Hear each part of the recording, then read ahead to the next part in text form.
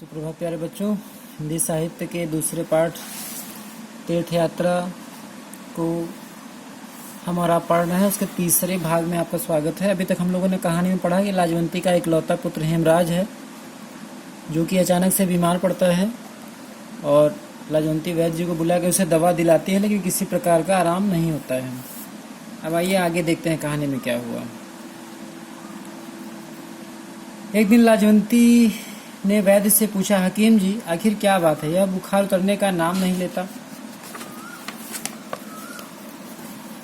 वैद्य जी ने उत्तर दिया, मियादी बुखार है। मियादी बुखार मतलब जो एक निश्चित अवधि के बाद, निश्चित अवधि या अंतराल के बाद बुखार आता रहता है। ठीक है। लाजवंती चौंक पड़ी। उसने तड़प कर पूछा, मियादी बुखार क्या? अपनी मियाद पूरी करके उतरेगा, पर कब उतरेगा?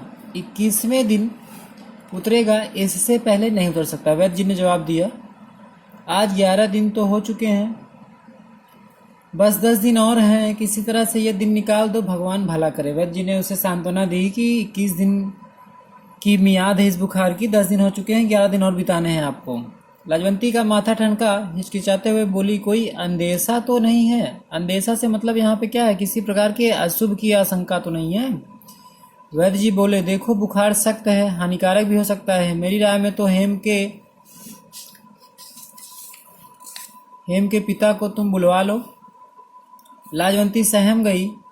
उसका दिल बैठने लगा। दिल बैठने लगा मतलब बहुत निराश होना, बहुत दुखी होना। आशा के साथ निराशा भी उसके सामने आकर खड़ी हो गई।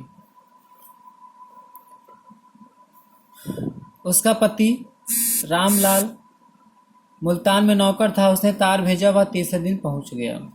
इलाज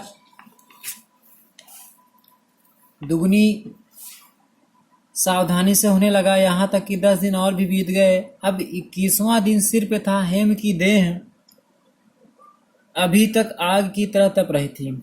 लाजवंती और रामलाल दोनों घबरा गए। सोचने लगे, क्या बुखार एकाएक उतरेगा?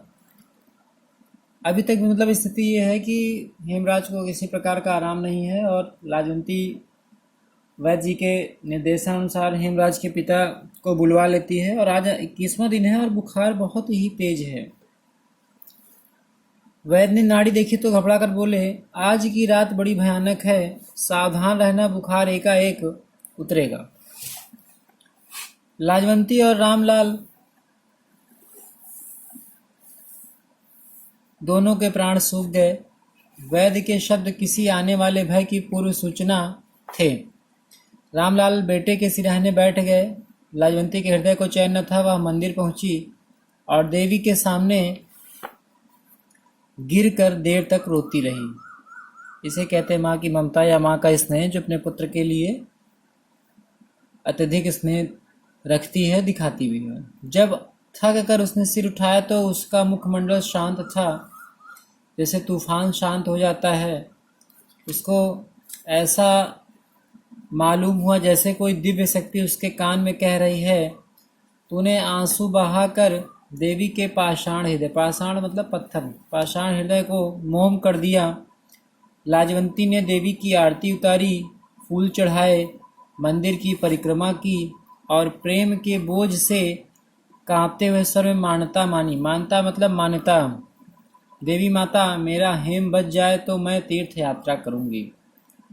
मंदिर में हेमराज की माता ने मनौती मानी कि अगर उसका पुत्र स्वस्थ हो जाए, ठीक हो जाए, तो मैं क्या करूंगी, तीर्थ यात्रा करूंगी, तीर्थों का भ्रमण करूंगी। यह बहुत ही प्राचीन चलन है हमारे आपके आसपास या गांव में। अभी भी ऐसा होता है, जब भी कोई ऐसी बहुत बड़ी मुसीबत आती है तो जो घर के बड़े बुजुर्ग होते हैं वह इस प्रकार की मान्यता मानते हैं कि अगर ये मेरा काम बन जाए या मेरा पुत्र स्वस्थ हो जाए तो मैं आपके दर्शन करूंगी। ठीक है। तो वैसे ही हेमराज की माता ने भी किया। अब इसके आगे क्या हुआ, इसको जानने के लिए इसका हम अगला भाग पढ़ेंगे।